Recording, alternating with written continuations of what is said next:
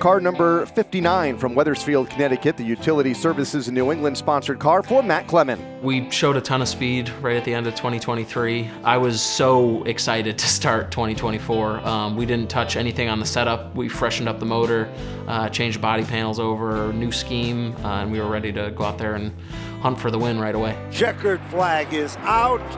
Matt Clement dominates in the limited late models. 3 Sizzler wins in 5 years is spectacular. I never thought that I would ever be in that position to do that. You get to get out there, the car's all shiny, everybody's cars are brand new looking, and you can put on a show, and if you're racing respectfully, the car looks good in the victory lane photos. Contact between him and Matt Clement sends Clement into the wall hard. The horns were tweaked probably a good 6 to 8 inches over to the left there. We weren't sure about the clip. No shot that we were gonna get it back together for the feature. I mean, that'd be crazy. So Scott, without skipping a beat, said, grab your tires, put them on my car, jump in it, let's scale it. We'll set the left side weight up a little bit if we need to, hit the total weight, and go out there and see what you can do in it. Different car tonight, different number, different color, but man, pretty common result for you. Yeah, I have never been more excited, ecstatic, happy, amazed to finish third. Yeah, no, the 18 is a great car. I mean, that thing, it showed a ton of speed every time I was in it. We kept making changes on the setup every week that I would drive it, trying to get it better for Scott. Out in front, Matt Clement, an easy victory. Second win of the season for Matt Clement, 18th of his career. That was a huge confidence boost going into the second half of the year. I sat down with my dad probably like mid-July, and I was like, hey, you can get a little nervous here. We're still leading the points. The past few times that I've led the points, we usually gave it up right around the end of June, early July. The pressure really started to set in like late July, I would say. Clement, point leader, slow in turn 3.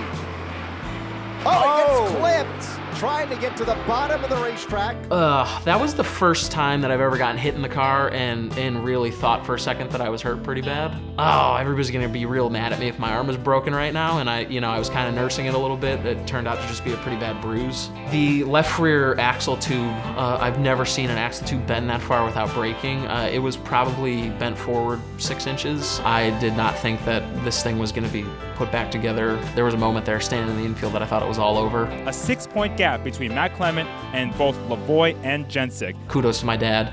He said, yeah, whatever. You go have fun this weekend doing whatever you're doing. We're gonna pull the rear on this and bring it down to Jay Stewart to get straightened. I was definitely the most nervous I'd ever been walking into the racetrack, especially since I started winning races, since I started getting the confidence knowing that we're capable of winning races. But as soon as I put this is gonna sound so corny, as soon as I put the first lap down in practice and I knew that this thing was on rails, nobody was gonna stop us from winning that night. Checkered flag is up. Matt Clement picks up the feature win and the 2024 Limited Late Model Track Championship. I feel like I climbed a mountain finally. 10 years staring up at the top of the mountain, longer than that. I'd been helping my dad for 7 years.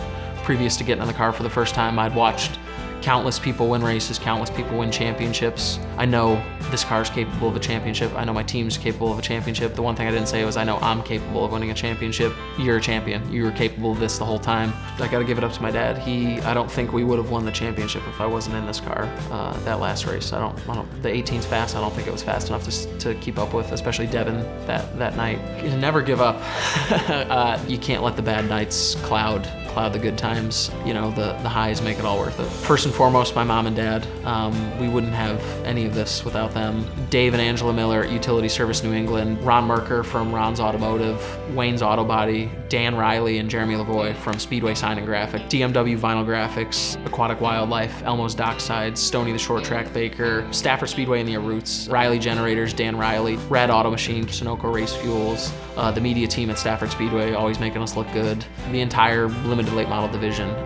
We've grown so much over the past 5 years. I am super excited to see, what 2025 brings for us. If we can bring out, 20 to 25 cars week in and week out. Plans, win races.